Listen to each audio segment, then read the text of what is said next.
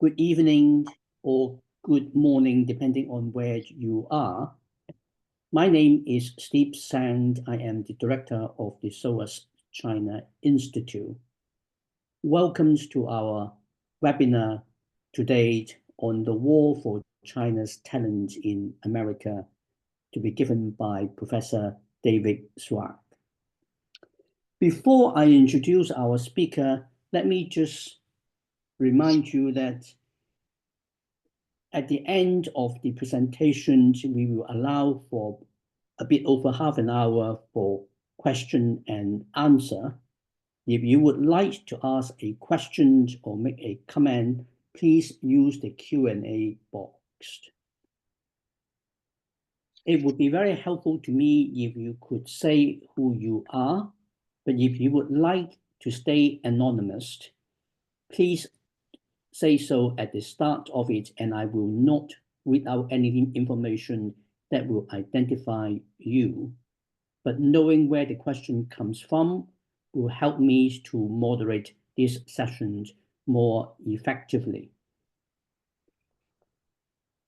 Now, our speaker, Professor Zweig, is a professor emeritus at the Hong Kong University of Science and Technology. He's also a distinguished visiting professor at the National Tsinghua University in Taiwan and vice president of the Center for China and Globalization in Beijing. He received his doctorate from the University of Michigan and started his academic career as a postdoctoral fellow at Harvard. The presentation he will make is based on his new book, The War for Chinese Talents in America, The Politics of Technology and Knowledge in Sino-US Relations. For this project, he has surveyed thousands of Chinese who returned to China and many who remained overseas. He has also briefed Li Yuanqiao when Li was director of the Communist Party Organization's department on the effectiveness of China's 1,000 Talents program.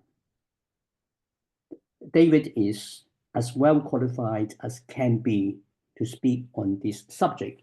But before I hand the floor to him, I would like to remind you that it will be possible for you to buy a copy of his book with a discount code, which will be provided to you on the chat box.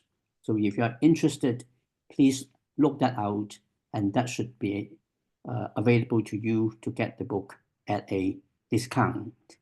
With that, over to you, David, Professor Zweig. Thanks, Stephen.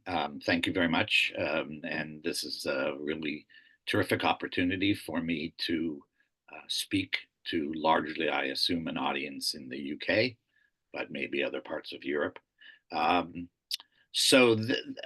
This book is really, in some ways, about the crisis in Sino-American relations, scientific, educational, and the role of both China and the United States in this, what Susan Shirk has called the tragedy of the knowledge commons, which basically means that the United States and China are in a terrible downward spiral in terms of their scientific and educational collaboration. Let me start out by showing you some of the aspects of the crisis.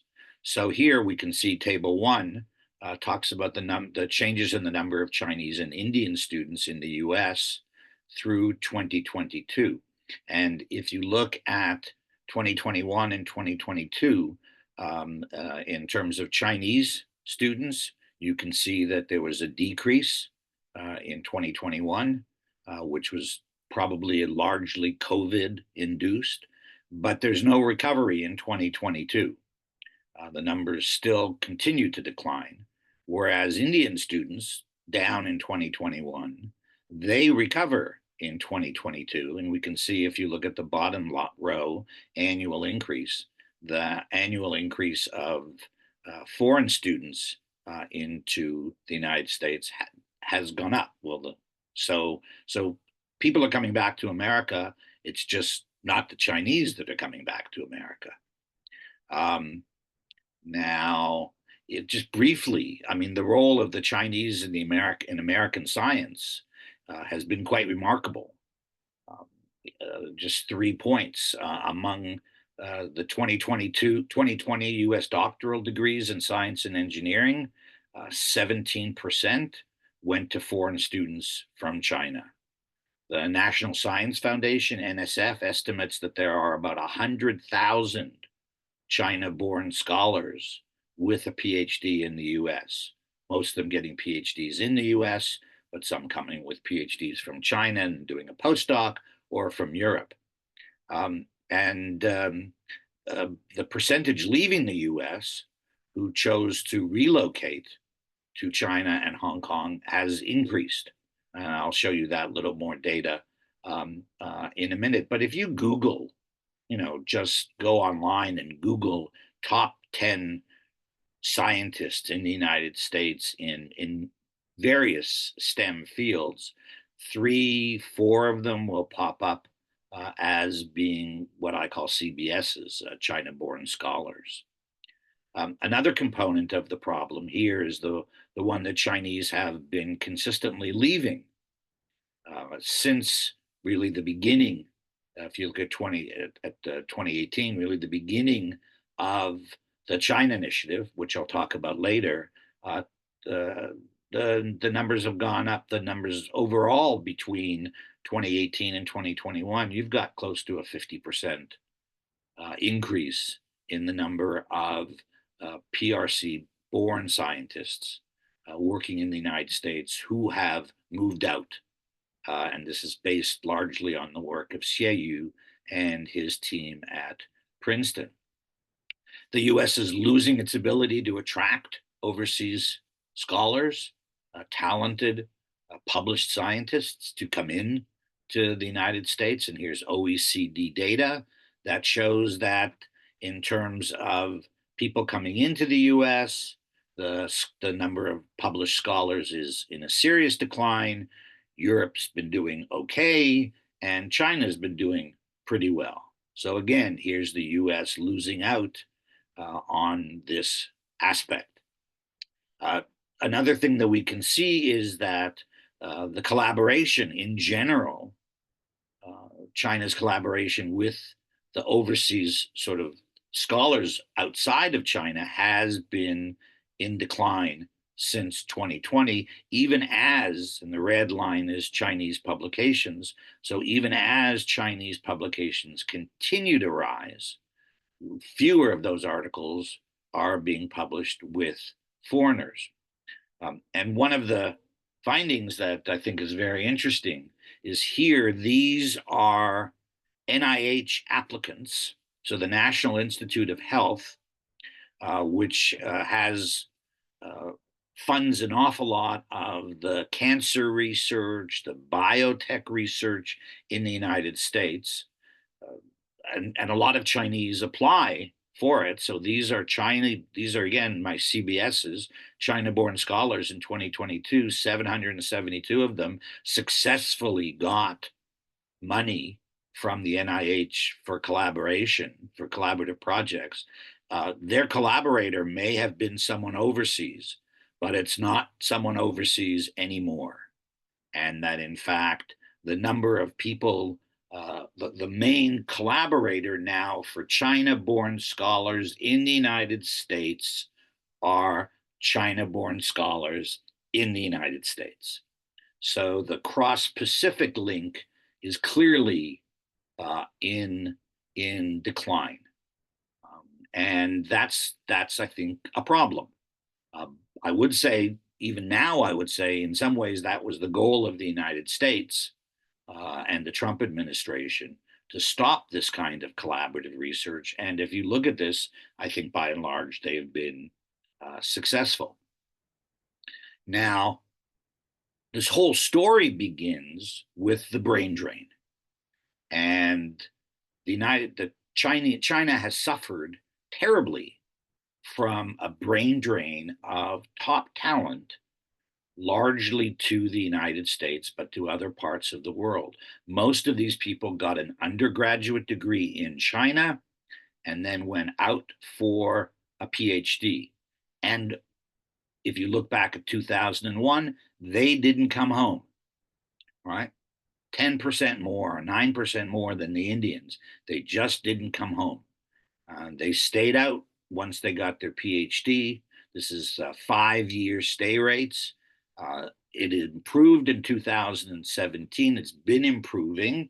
It's probably now about 79% or 75% of people who get a PhD in the United States stay in the United States, and about 25% go home.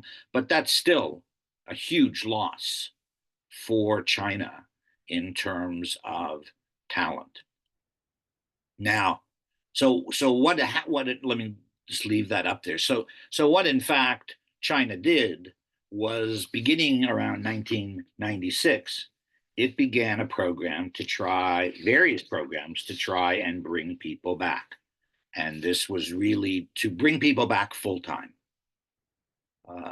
But it really didn't succeed very well.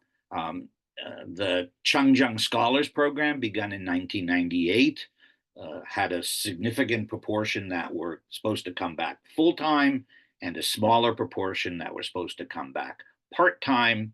And over time, year by year, the proportion of people who stayed overseas but joined the program, in other words, the part-timers, increased significantly.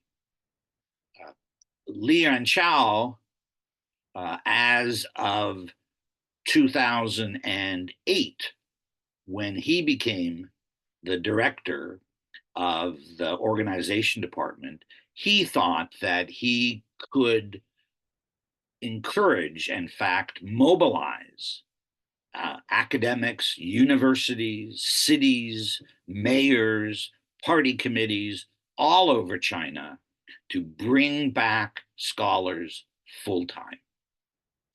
And he believed that, he had the party. He could mobilize, and he sent out missives. He gave financial incentives to cities, to universities who could bring people back, all for the goal, really, of, from my perspective, improving the quality of science in China. He really wanted people to be more innovative. He wanted finance. He wanted to learn from the West, so that the distribution of grants, awards, promotions, all of these things would be much more on a Western style rather than on a personalistic style, which characterized much of China's science and scientific institutes previous to 2009. Now, if you look at many of these programs, well, I think so. Again, the main program really for Li Yuanchao was the 1,000 Talents Plan. And here you can see the numbers really beginning back in 2008, the numbers of recipients, the increase per year. Innovation scheme are scientists and academics. Then there was an important component of entrepreneurs. Then probably the most successful component of all of this really was the Young Talents Program, which began in 2012. And then also the foreign talents, trying to get foreign scholars. And, the goal was to bring these people back full time. But he couldn't do it. And as Stephen said, I made a presentation to Li Yuanchao back in 2012, sharing with him data that my graduate students and I had downloaded from the web. At that point, there were 1,500 people had joined the TTP, the 1,000 Talents Program, and we were able to find 500 of them. And we could figure out, were they coming back full-time or were they coming back part-time? And as you can see, the full-time participants, professors and researchers, only 26% were coming back full-time. And part-timers 73%. Now, what does that mean? If you're a part-timer, it means that you're holding on to your position overseas and signing up to join this 1,000 talents plan.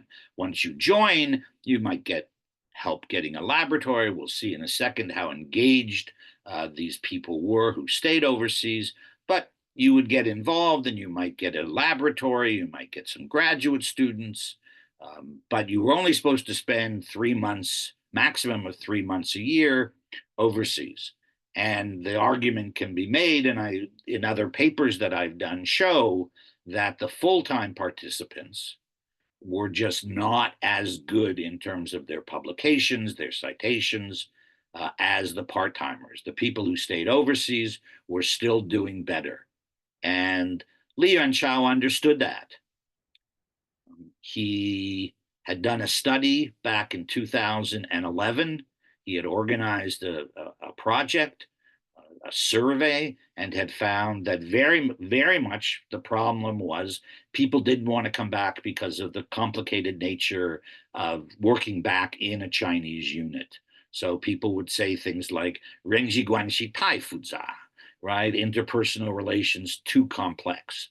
The bureaucrats had too much power. Those kinds of things. And when I gave Li Yuanchao my comments on why he couldn't succeed, my main point was Guan Yuan de Chuan Li Tai Da, right? Bureaucrats just simply have too much power. And I think very much he understood that. Now, how engaged were these people who were remaining overseas? Well, they were pretty engaged with China. You could argue that, in fact, if you look at the bottom, well, here's our data set. We found about 1,000 China-born scholars in 18 top universities in the US and 4 in Hong Kong. We randomly selected 328 people, and then we're able to find data on 121 of them. So our data set really is 121 people. And what did we find? I think China was very successful in getting the bottom line. China was very successful in getting a lot of these people to engage and join part-time talent programs. 35.5% reported joining a talent program, and the real numbers may have been much larger where people did not want to report the talent program. 35% held a joint position, lots of co-authorship, right, which is very much one of the key aspects of the science exchange between Chinese in the United States and Chinese back in China. On a kind of negative side, you could see that almost 6% of these scientists reported having a laboratory in China. And in that sense, if you're working in a lab or running a lab in the West, in this case, the US or the UK, and you're directing a lab in China, you're very much transferring the knowledge that you have been accumulating in the United States or in the UK using taxpayer dollars, using graduate students, using your position in the West and transferring that information back to China. And I believe that becomes very much the problem.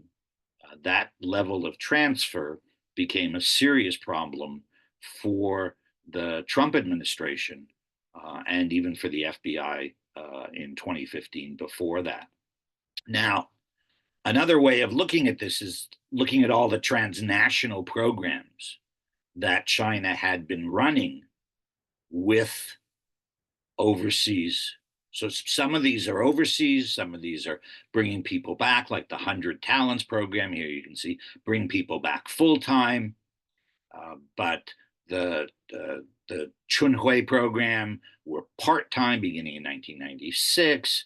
The Chengzheng Scholars had a significant part-time program.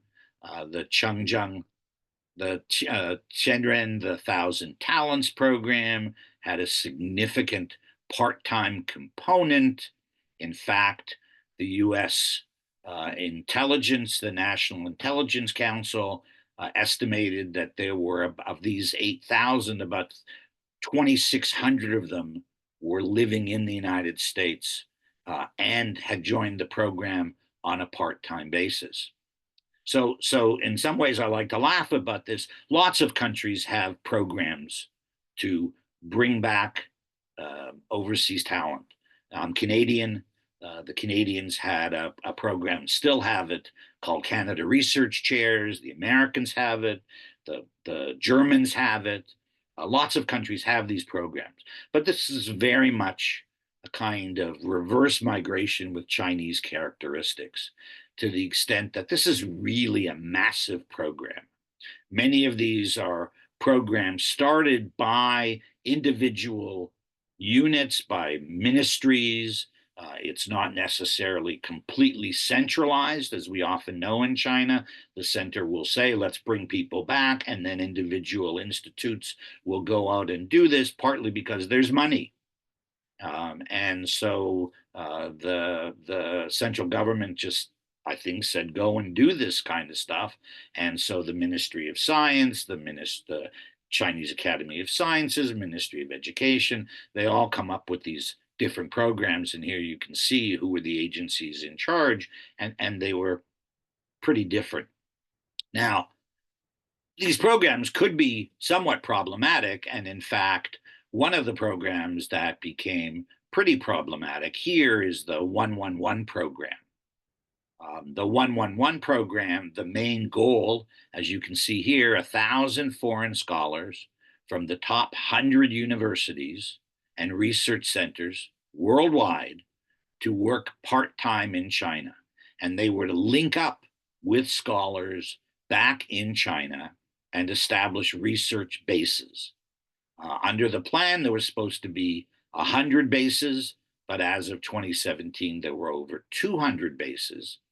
And where this becomes problematic is that some of these bases were with universities that would be seen as what are known as the seven sons of the PLA. So you get schools like Beihang, Beijing Aeronautics Institute, or Aeronautics and Aerospace Institute, or you get Harbin Harbin Gongchang Daxue, or Gongye Daxue, Harbin Industrial University, or Engineering University. And the programs that were being done with these schools had a very serious national security component. For example, one of these programs was in undersea sonar. How do you manage undersea sonar? I should just check to make sure I get exactly what the program was. So advanced materials for aerospace and another aerospace propulsion, that was at Beihang. Advanced ceramics and deep sea engineering. Advanced ceramics and deep sea engineering means basically that it helps the PLA listen for American submarines off the coast of Hainan Island in the South China Sea. So these were, again, I would argue that China went over the top here.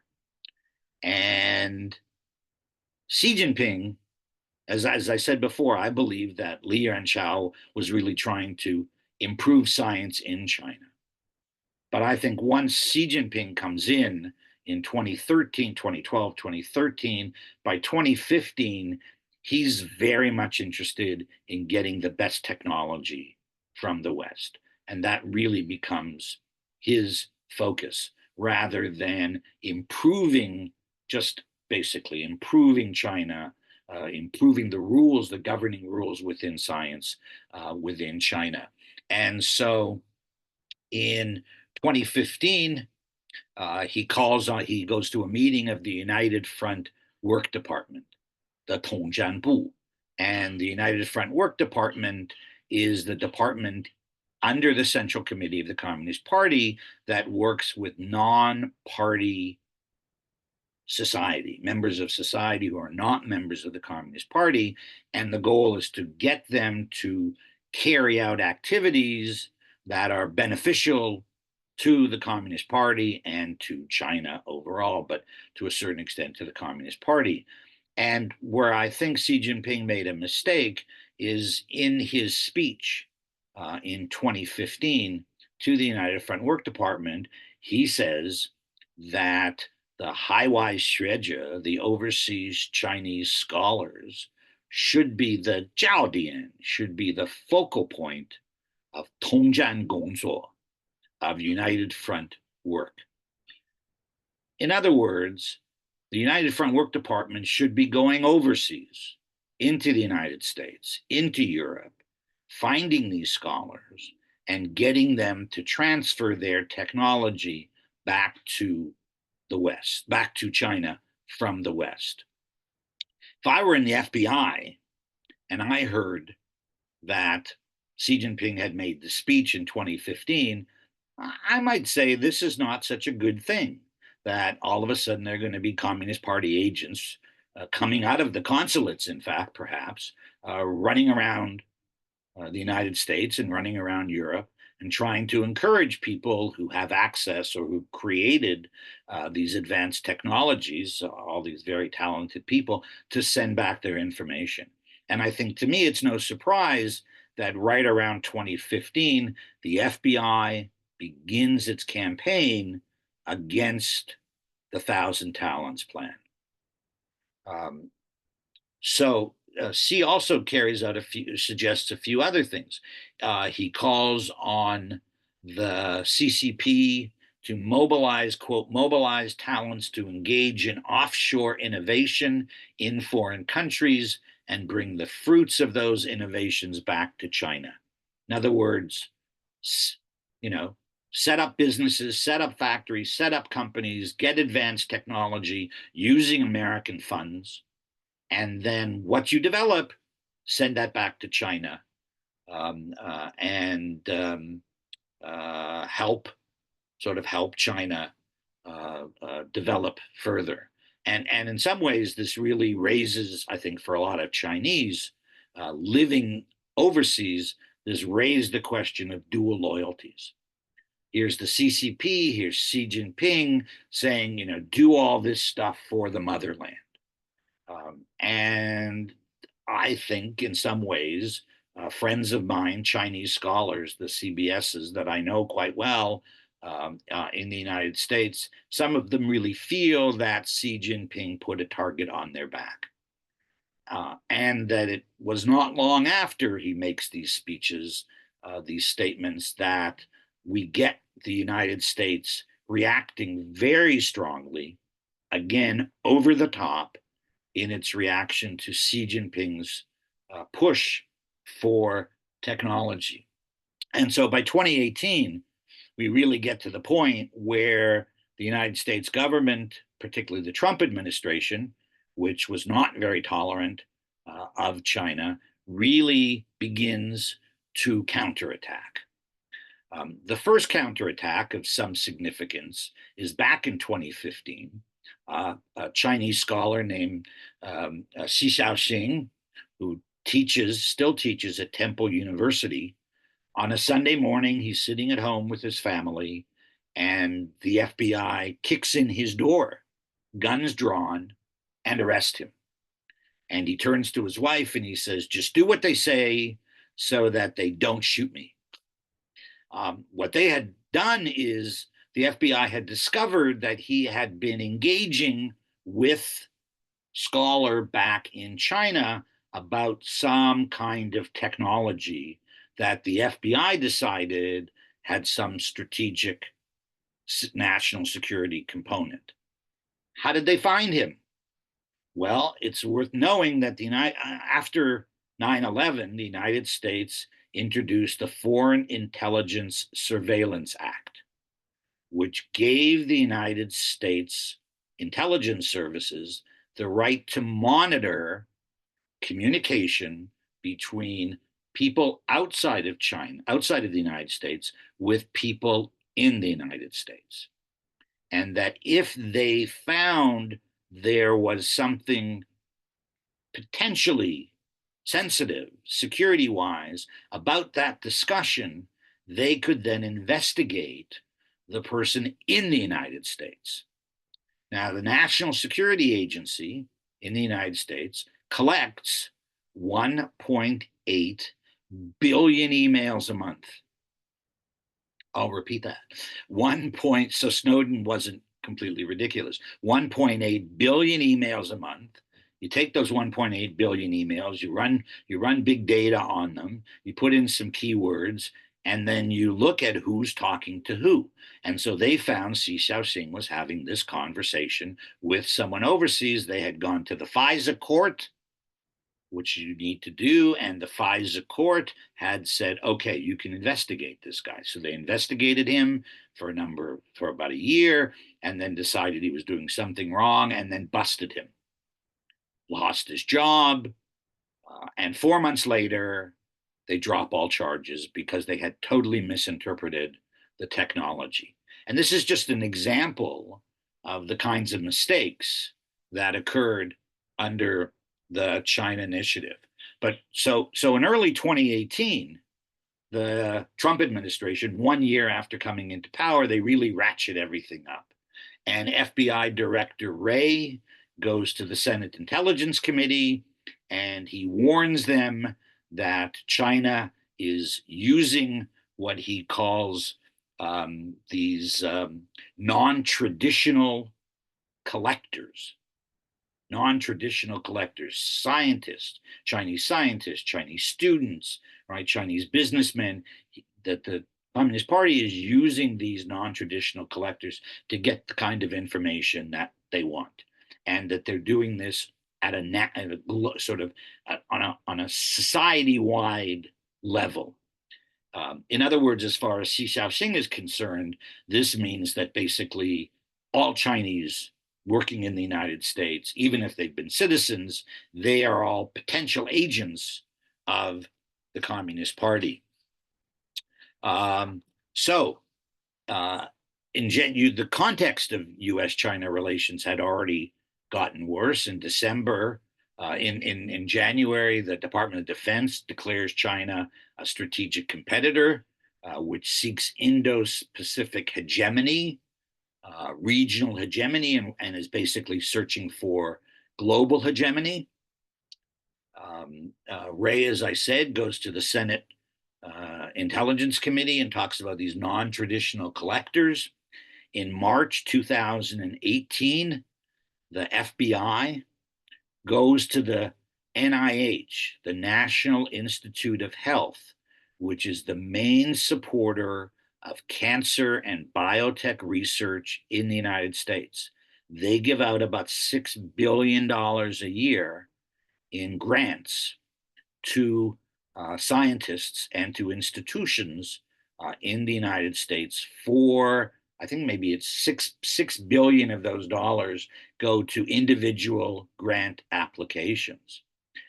So they get this list of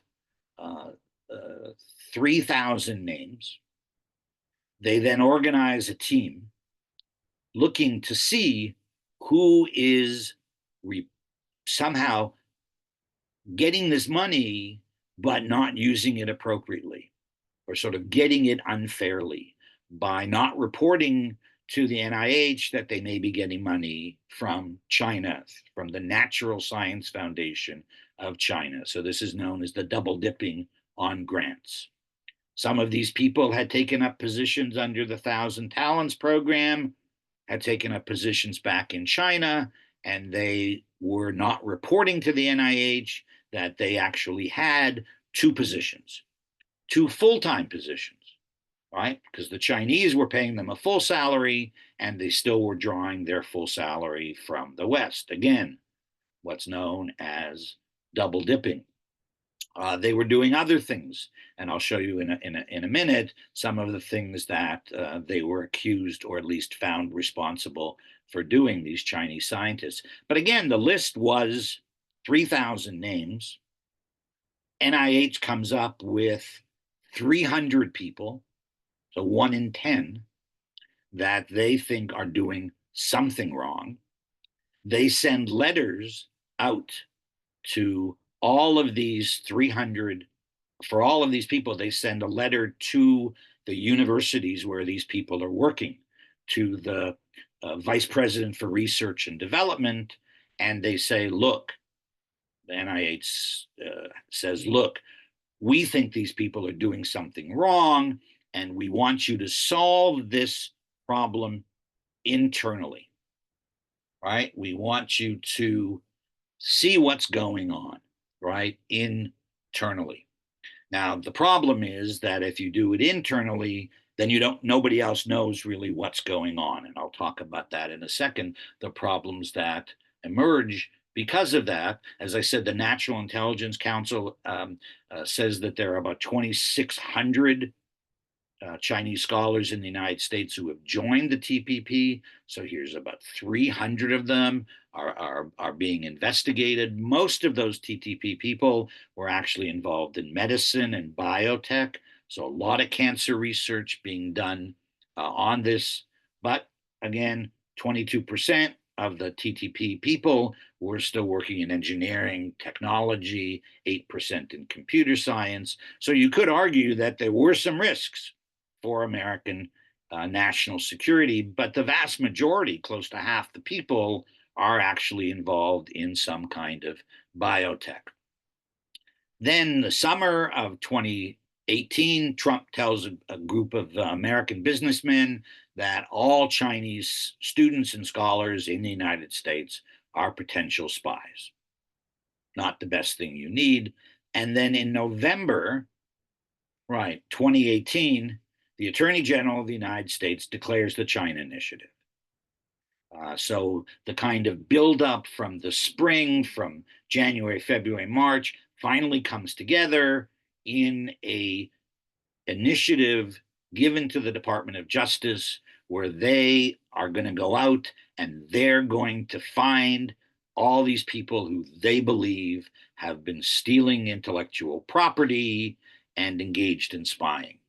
So the goal of three key goals of the China Initiative, right? One is identifying priority trade secret theft. So they will do that. They will look for that, and they will find almost nothing. They say that the universities have to deal with these non-traditional collectors. In other words, the universities need to know that there are Chinese scholars and students who are somehow passing on this information to the CCP and to the Chinese intelligence. And then the third, which for me is the most troubling, is that they were to train administrators at U.S. universities, quote, in the art of detecting and reporting on their faculty. When I hear that, I think of McCarthyism. Right? In the 1950s in the United States, America was looking for spies, was looking for communists. Universities were not protecting their faculty. Most of them were not protecting their faculty. For me, this sounds very much like not just McCarthyism, but almost like a kind of Maoist campaign. The Department of Justice gives out quotas to its field offices, to the agents that it has in the field, saying basically, we want you to find one case, at least one case every year. The Deputy Attorney General of the United States has admitted publicly that he basically put out that kind of request. We're talking about external threats, right? Internal enemies. This sounds very Maoist. Again, quotas, universities purging scholars without fair, open public investigations. People were assumed guilty until they could prove themselves innocent, and in many cases, they weren't able or allowed to prove themselves innocent. Now, the good thing about the Department of Justice cases is they were all public. The DOJ, if they went after somebody, they put that on their website. And so Western journalists could see this. The lawyers defending these people, they knew that here was the case. Franklin Tao, Hu Wanming, these are all cases that have become very famous. Chen Gung at MIT. These are all very famous cases, and they were listed on the Department of Justice website. So people knew what was going on. But the NIH cases, as I said, were to be resolved internally. Now, what did that mean? So you were vice president of research and development. You got this letter from the NIH. The letter may say, we know that you've got in your university so-and-so professor, and we think he's not reporting properly, that he's got money from China, or that he's double dipping in terms of jobs, and we want you to handle that internally. That letter was then followed up by a phone call, I believe, from someone at the NIH who basically said, fire this guy or you'll lose all your money. Some universities are depending on NIH for millions, if not hundreds of millions of dollars in research. And so, in fact, the universities then went ahead and fired these people. I, in fact, was an expert witness for two of these cases, one of which was an NIH case where I know that the NIH basically told NYU University that they needed to get rid of this professor, Huangchuan Sheng. And these case studies are all in the book. Now, here's an example of the universities respond in different ways. So the hero of all of this is really the MIT president. Once Chen Gung, a senior scholar in the United States, once he's charged with theft, I think it is intellectual property theft, MIT president goes out and gets him a lawyer. And eventually the Department of Justice drops the case. Baylor Medical School says that these misdeeds are actually minor. The people who didn't report fully should be reprimanded, but nothing more than that. University of Michigan carries out a major internal investigation where faculty felt really pressured by the administration because they're not told by the school administrators that they have the rights not to speak. Whereas the FBI agents who also came to the school told the professors, look, if you have your rights. So the university did not protect their rights. Universities publicly fired many of these faculty members. For example, Huan Ming was fired without serious investigation. And it's only afterwards that the investigation takes place. I know of a case where a faculty member went to China, gave a talk, came back to his university, and all of a sudden discovered that he was locked out of his laboratory. Even though the talk he had given was on his research, which was in the public realm, the university, I believe, had been pressured by the Department of Defense to shut him down. And so for a year, his research was all shut down. He has since left that university and reestablished himself at another university and is doing quite well. Other universities have gone out to hire ex-intelligence officials to monitor faculty compliance with these grant activities. And as I said, a flood of secret tribunals, what I call silent purges, right? Very much kind of Soviet kinds of things, as the example of NYU, where lots of people lost their jobs. Lots being, here you can see, this is the final report from NIH, 112 people. So of the 258 people who were investigated from the 3,000 that they started, they got down to 300 letters. They found 258 people who had done something wrong. Some of them had not disclosed their affiliations, significant percentage. Some had not disclosed their grants. Some had not disclosed that they had joined a talent program, about half, right? But that's half of 258. There are lots of people who had disclosed. In the end, 112 people lost their jobs. And I think by and large, the person who ran this program at the NIH is quite happy that these people were punished for not total disclosure. But as of June of last year, almost 25% of the cases were still ongoing and have not been resolved. So what do we have? Right? I'm just right on time, 45 minutes, Stephen, if that's okay. What do we have? We have a real problem. How does the U.S. respond to this? What should the U.S. do? And I will jump here. The U.S., as you look at the third paragraph, says really, from my perspective, the U.S. has two options. One is to cut all exchanges. Just say, look, China's getting too much from us. All of these exchanges should be forbidden. We don't care if there's no scientific exchange between the United States and China. We will survive, and China is too dependent on our technology and will suffer.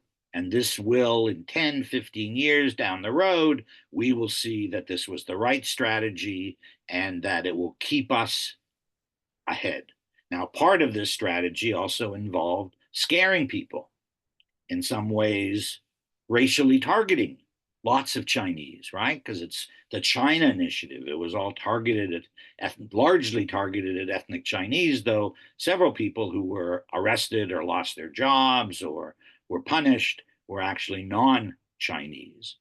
But here you have this group of CBS's, China-born scholars, who've contributed so much to America, and all of a sudden they become this terrible target of the US government.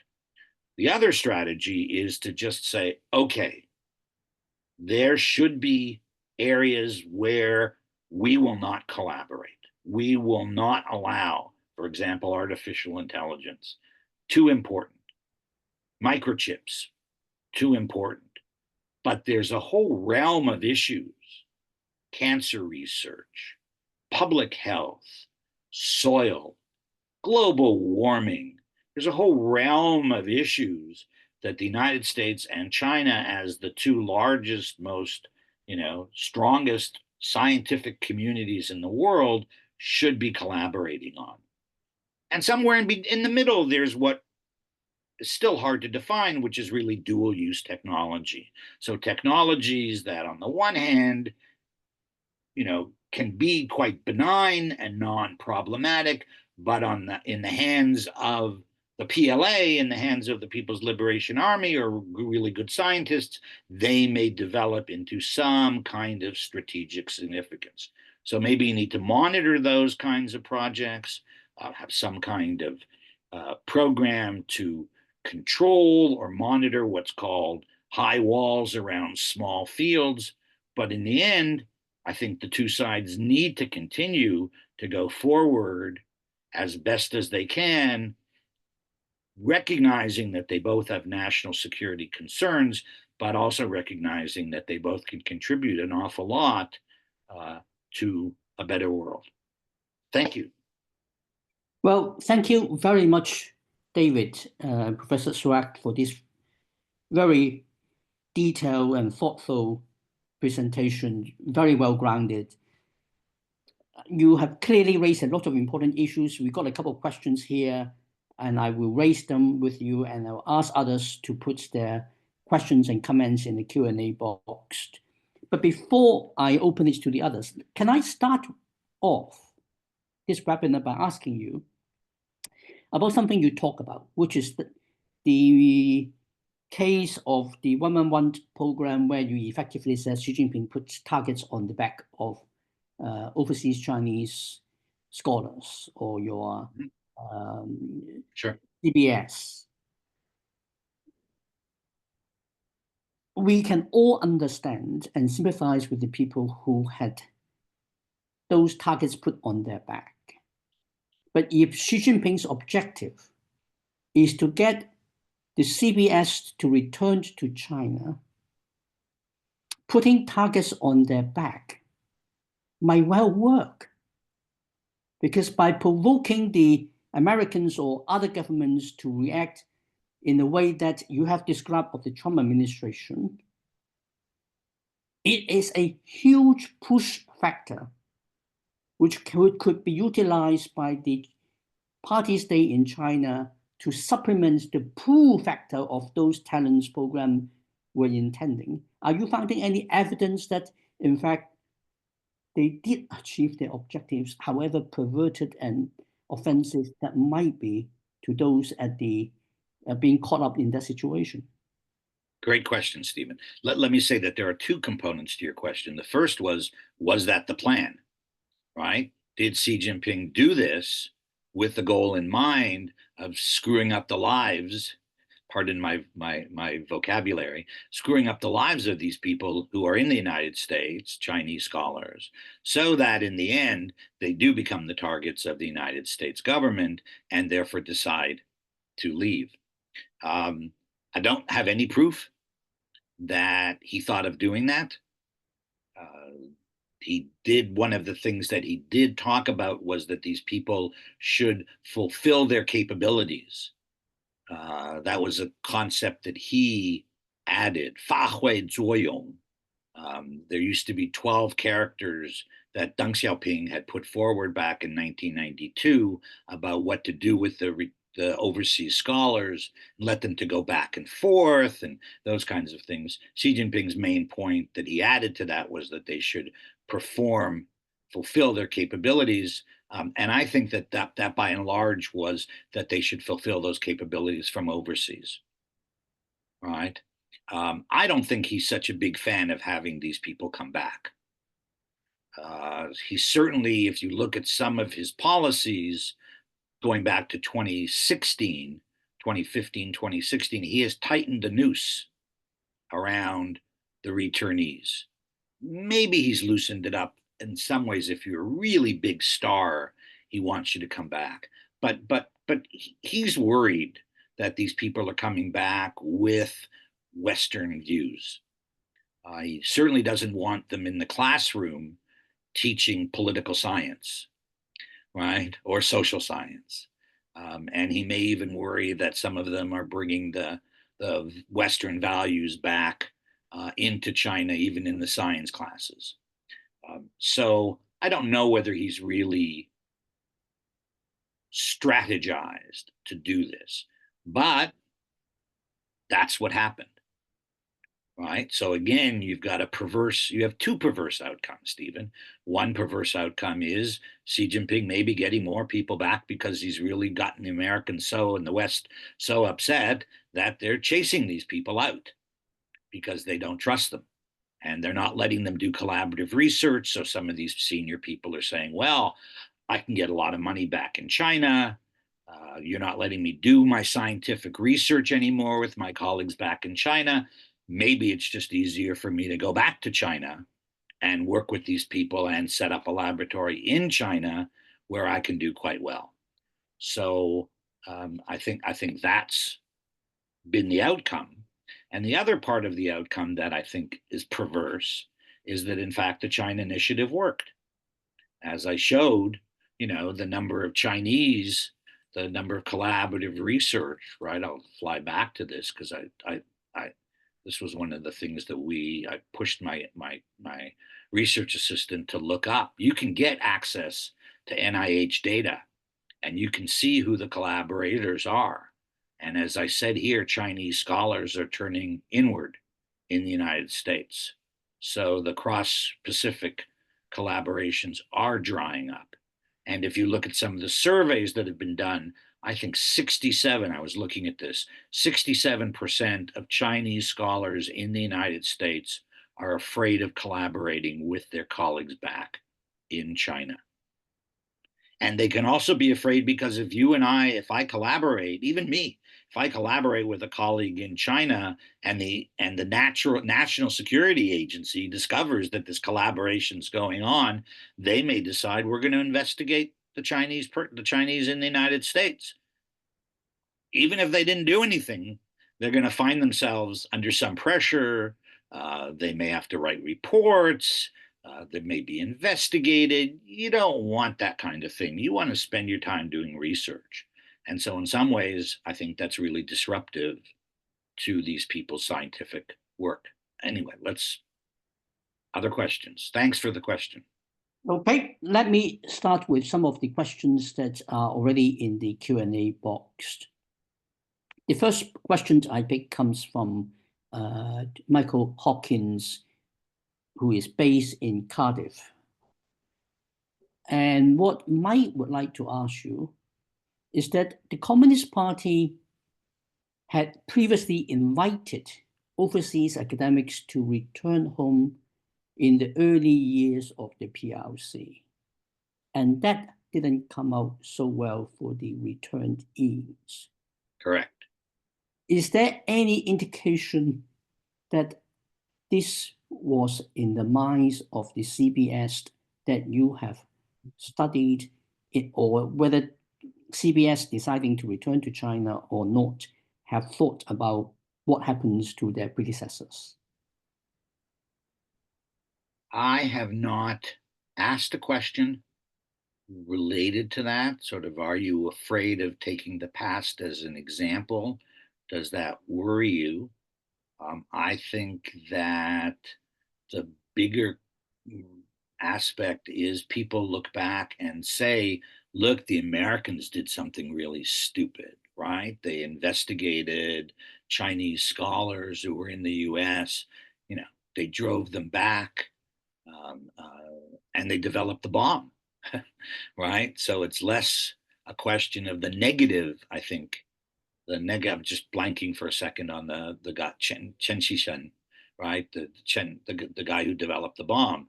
I think they focused less on what happened to the people who went back. Now, the people who went back, a lot of the people who went back probably really got mistreated during the anti-rightist campaign and then during the Cultural Revolution. There's a wonderful book that my friend Andy Walder once recommended to me when we were in graduate school 45 years ago, called Escape from Red China.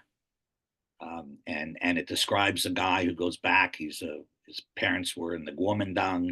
He's an overseas student. He goes back. He takes over the family business, runs it until 1957, and then he has to flee when he's targeted under the anti-rightist campaign. So clearly, those are important problems that these people knew about. I can say that if I go back and look at my so I did a survey in 1993. It's called China's Brain Drain to the United States. And in that, we tried to explain who was willing to go back and who was not willing to go back after Tiananmen.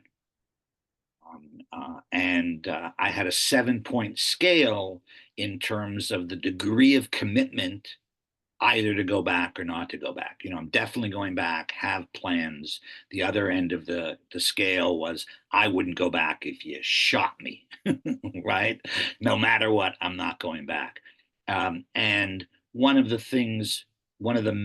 sort of indicators I was able to create statistically was having had parents who went through the Cultural Revolution or the anti-rightist campaign. So did your family suffer politically? And looked at that, did that have an impact on people's decision about whether or not to go back? And it clearly had a significant statistical significance, right? People who reported that their family had suffered during the anti-rightist campaign or during the Cultural Revolution, they weren't going back. So I haven't asked that question of the current group, but this was back 20 years ago, but it was on their minds and was an important factor influencing largely their decision not to go back.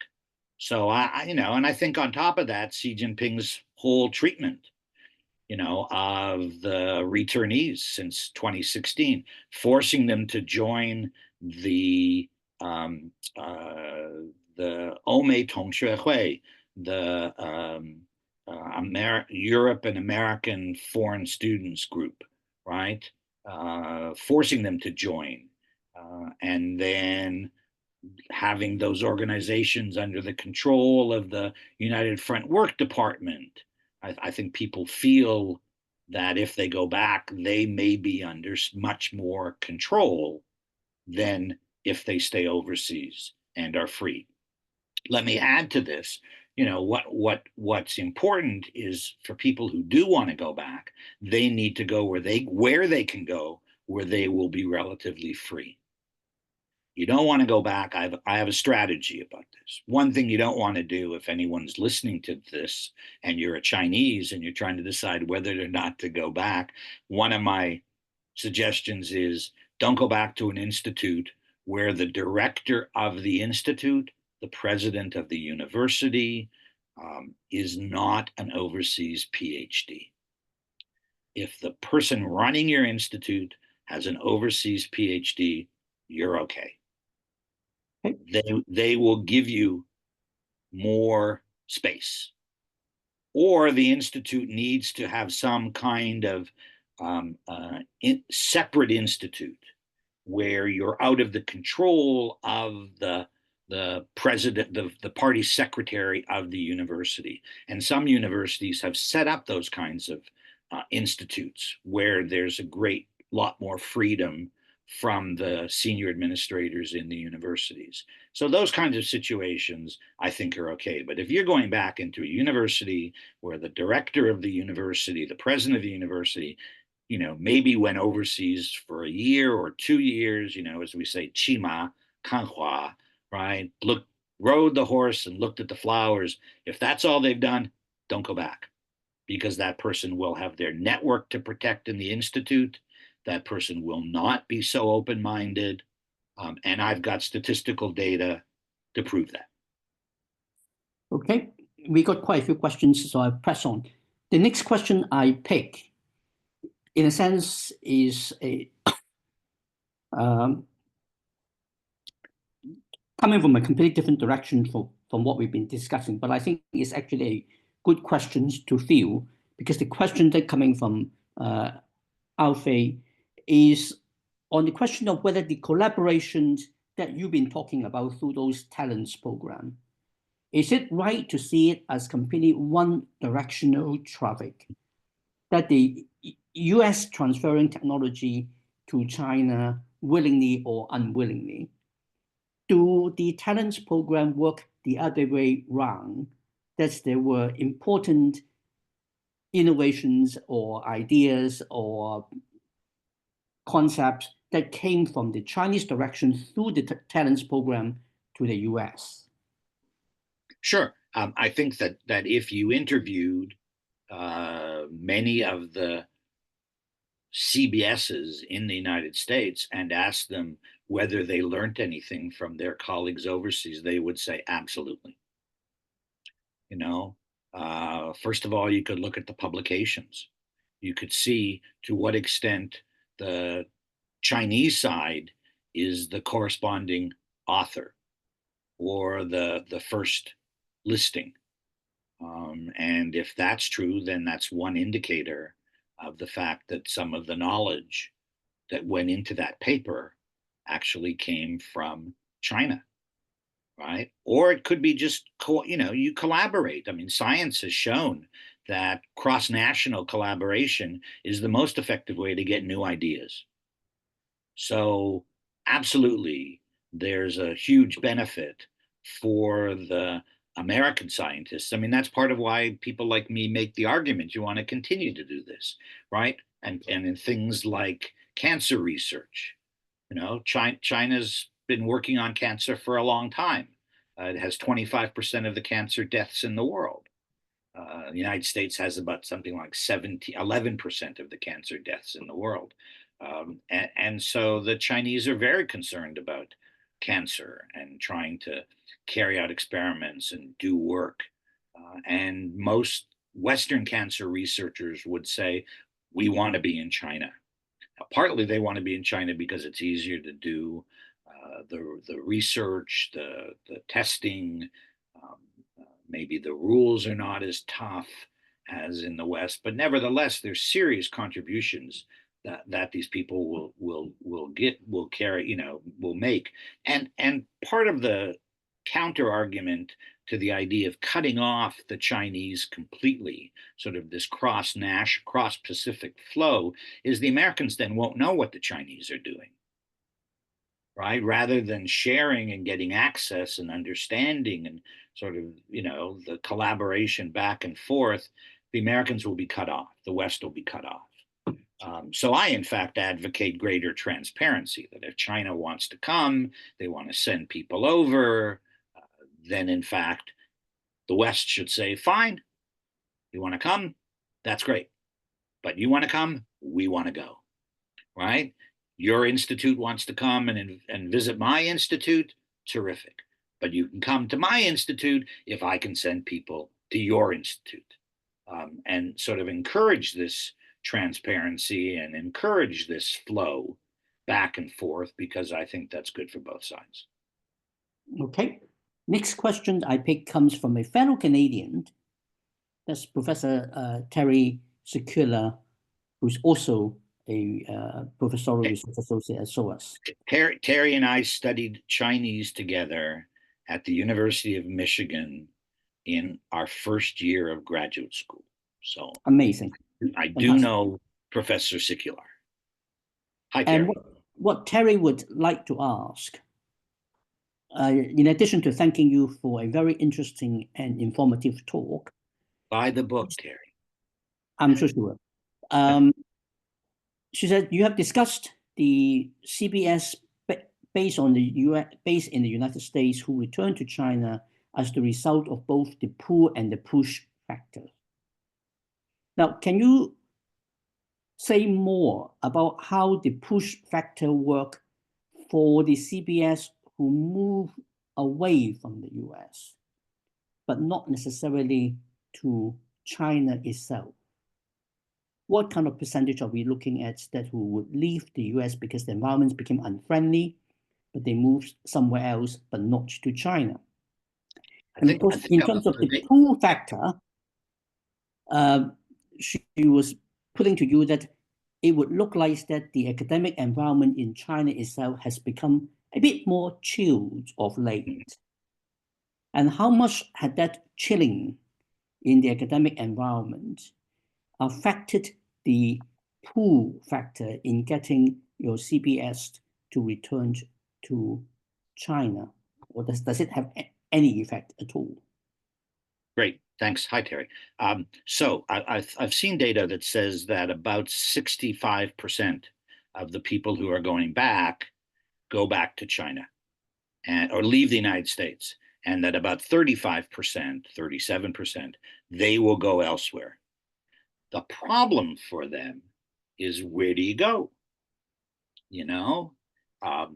You're in Canada, Terry, and it's not a very good environment for ethnic Chinese, for CBSs in Canada right now. The Canadian Intelligence Service is all over these people. The Canadian Parliament is all over finding Chinese spies everywhere. One of probably our mutual friends, Yuan Pao Wu, who used to run the Asia Pacific Foundation out of Vancouver, is constantly being threatened simply because he wants to maintain collaborative research. So Canada is not such a great place to go. Germany is a pretty good place to go, I would think. But Europe in general is starting to tighten up. And there's more concerns about the same kinds of issues, about the technology exchange, and being somewhat secretive. I know that, for example, if you look at Denmark, the Danes eventually came to believe that they were the world's leading specialists in wind energy. And they lost that advantage. And I was once interviewed by a journalist from Denmark who says very clearly that the Danish wind companies are convinced that the Chinese who came and worked with them ripped them off and took the technology back to China. So this is becoming much more worldwide. And so even though these people may not want to go back to China, in part, there's not that many other places to go. I don't know, Stephen, you could talk more about the situation in the UK, and I'd be glad to hear that. But it's becoming a tough world for Chinese, both because of Xi putting pressure on these people to give more, and also that I think these people themselves, they're not very happy with Xi. He certainly hasn't convinced them that he's doing a good job running China. I always so one of the CBSs who I met with last week, I gave a talk, who works on COVID-19. He estimates that when China lifted COVID, suddenly lifted it in November of 2023, that between November of 2023 and May of 2024, he estimates, and he is a virologist, that anywhere from 5 to 7 million people died. And if you ask anybody, and you can ask this, Terry, when you have your friends, do they know anybody who died? And a lot of people lost grandparents. And even the Yuan Shi, the senior academicians I've been told that the academicians of the Chinese Academy of Sciences, many who were in their 80s, they died. And I don't think that created, first, zero COVID was not so popular, though initially the Chinese could say, wow, yeah, we've controlled it. But in the end, Xi did not end it in a way that created greater faith in his leadership. Indeed. Let's move on. Before I ask you the next question, let me ask my student ambassadors to put into the chat box the links to the book and to the discount code, as some of you have asked for that information to be put on the screen so that they could order copies of the book.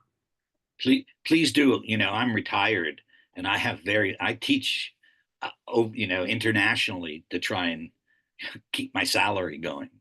So I don't mind buying, but I also think that this is a really important issue. It is indeed an important subject. So Naira, right. If you could put that information into the chat box so that people can indeed get the link and use the discount code. Stephen, do you want me to try and also find it before we get off? Give me a second, and I can probably might be able to load it up as well, at least a picture of it. But go ahead, more questions. Right. Thanks for doing that.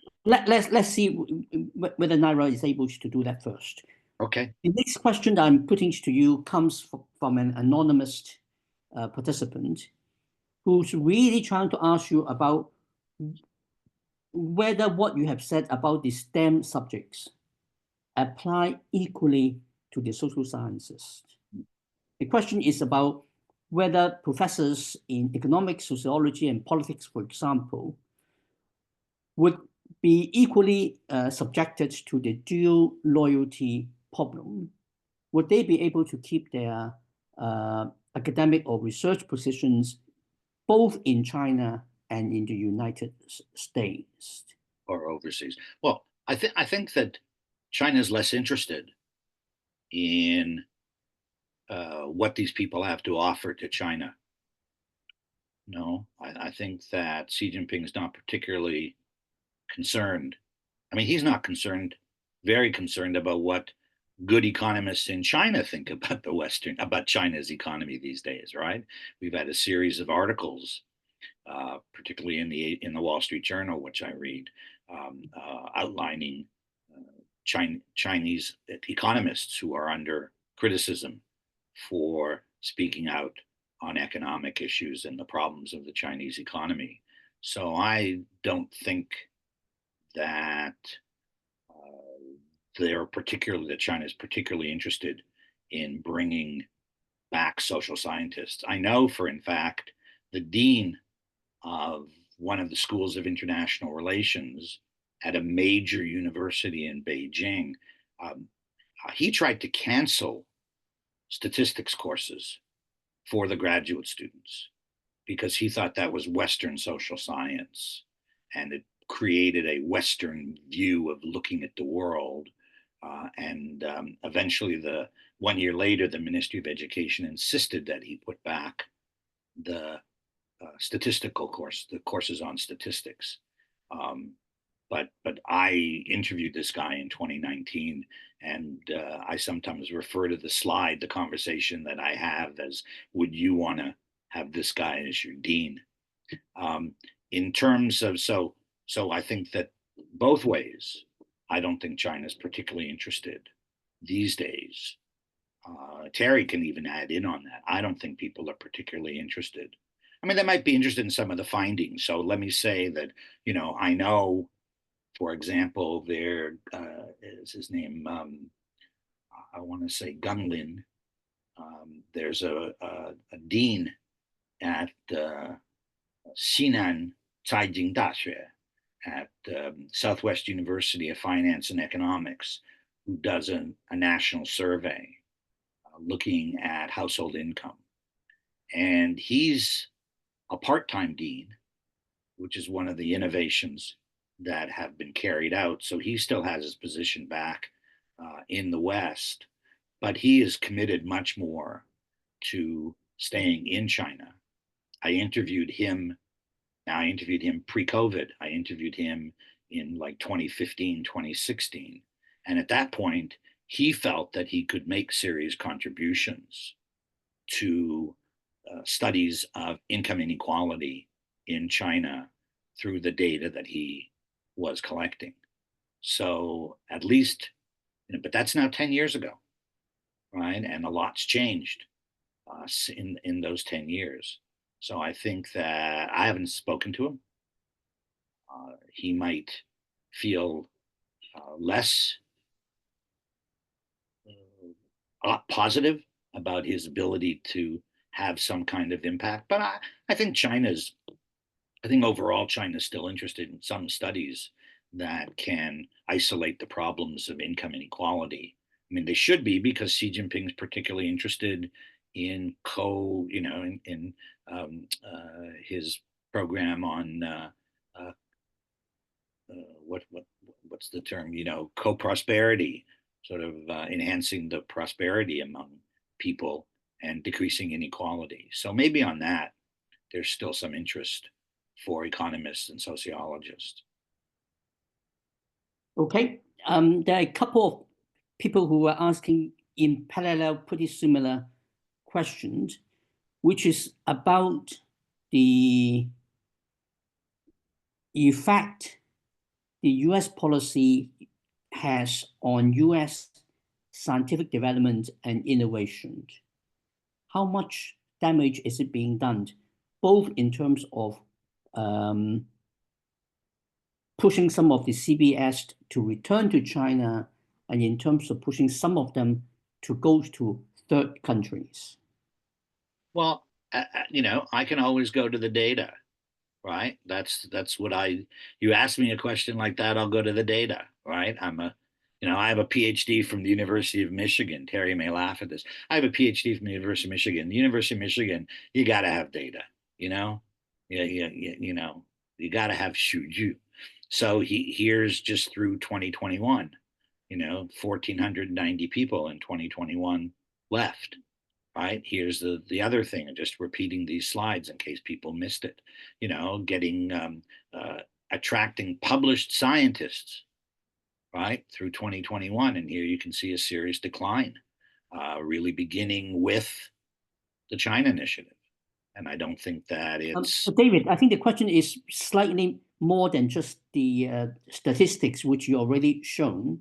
okay. Is the interpretation of the statistics in terms of how much damage it would cause to US scientific development and innovation? Well, so CAU at Princeton, when they did their study, they first said that they thought that people like Chen Geng at MIT and other people they were interviewing said that they were going to stop doing research, that the China Initiative had triggered them to stop doing research. If that's true, that's horrible. Now, the reason that I like this table is because it suggests that they're not stopping to do research, right? I have another table. We looked at the NIH applications, and the NIH applications have not dropped off from Chinese in the United States. They are still applying for NIH money. It's just as I said, the collaborators have changed. So I would say, to the extent that collaborative, cross-national collaboration is a positive phenomenon, which most studies in science would show that therefore the end of collaboration, particularly with people in China, is harmful. People could also be turning to Germany. I mean, Germany is a terrific scientific, center. The Max Planck Institute is like the third or fourth most productive, most important scientific research institute in the world. You're working with Cambridge, you're working with Oxford, all of those places, right? So the collaboration there can still be very, very useful and won't harm America necessarily. But you're clearly losing a certain proportion of that collaboration. And to the extent that that harms innovation for the United States, I mean, I would say go look at patents. I would still say show me the data, try and figure it out. But on a general sort of just using my brain on all this, I would say that it's not good for America. As I said before, I think the losses are bigger than the security demands. But in this US Congress and this administration, they will make the decision that national security will, quote unquote, trump scientific research or collaborative research. So that'd be my answer. Sure, thank you. We got 6 minutes left. Mm-hmm.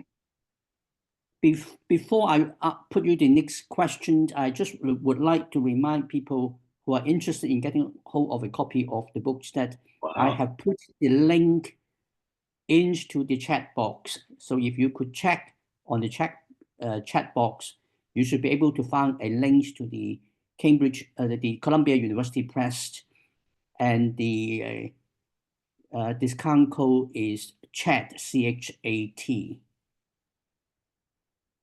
The next question I'm putting to you is to widen the context from an anonymous participant who wanted to ask you about whether the kind of cases you're talking about is very specific to CBS, China-born scholars. Does it apply to, say, IBS, India-born scholars, or indeed any other nationality? Or is it a very China-specific problem? I would say by and large, it's a China-specific problem. And it's a China-specific problem because both the NIH and the Department of Justice really targeted Chinese. The DOJ called the program the China Initiative. They didn't call it the Indian Initiative. Right? I mean, if they went around, I have Indian friends and we laugh about this, right? Who say, aha, we get away with this and the Chinese are getting nailed for this, right? That there could be a significant amount of ripoffs by Indians, who make up a significant amount of the entrepreneurs in Silicon Valley and in the United States or other parts of the world. But I think it's largely a China issue. It's partly generated because China is now seen as a strategic competitor. India is seen as a democratic, quote unquote, though the prime minister might not be such a democratic guy, but India is still seen as a democratic country that doesn't threaten United States hegemony. So I think that there's both a racial issue and a strategic component of this, and they both come together. And, you know, the United States likes to have an enemy. China makes a good enemy. We've got a bit over 2 minutes. I want to put to you one more question, Sure. if I may, David. And this is a question of the increase in the appointment of scientists to the Chinese government, senior Chinese government positions. What are your views on that? Is it relevant to what we are discussing this evening? Well, it's you're the second. That was asked. I was asked that before. So you've got two senior scientists in the Politburo, and one would hope that they have some influence on science and technology policy. I'm sure that they argue very strongly for more money. You know, China's been spending. If you look at the R&D investment by China.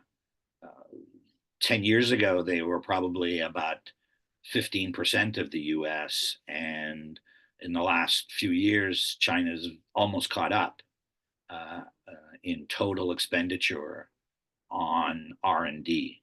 So those kinds of decisions are decisions that are influenced by people in probably the Politburo. And so that would have a positive role. You know, if everybody were an ideologue, as in the Mao era or the Gang of Four era, you'd probably have much less. So one can only assume that having more people who know more about science in the leadership is a good thing for China, and that those people would be arguing, hopefully, for more positive policies.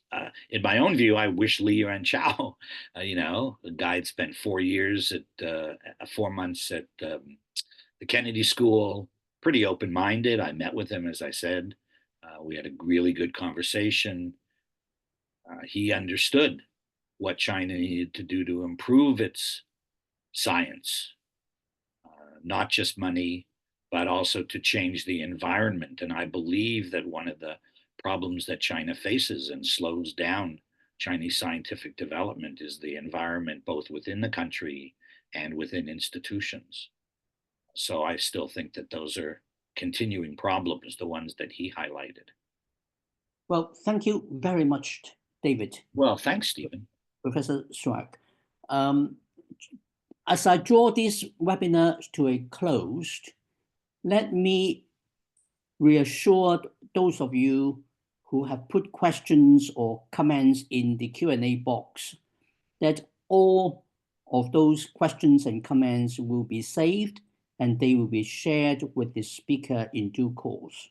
Sure. I do apologize that I have not been able to put every one of the questions you have raised to the speaker. That's entirely my fault. But with that, maybe I talked too long on each answer. Well, you have plenty to say.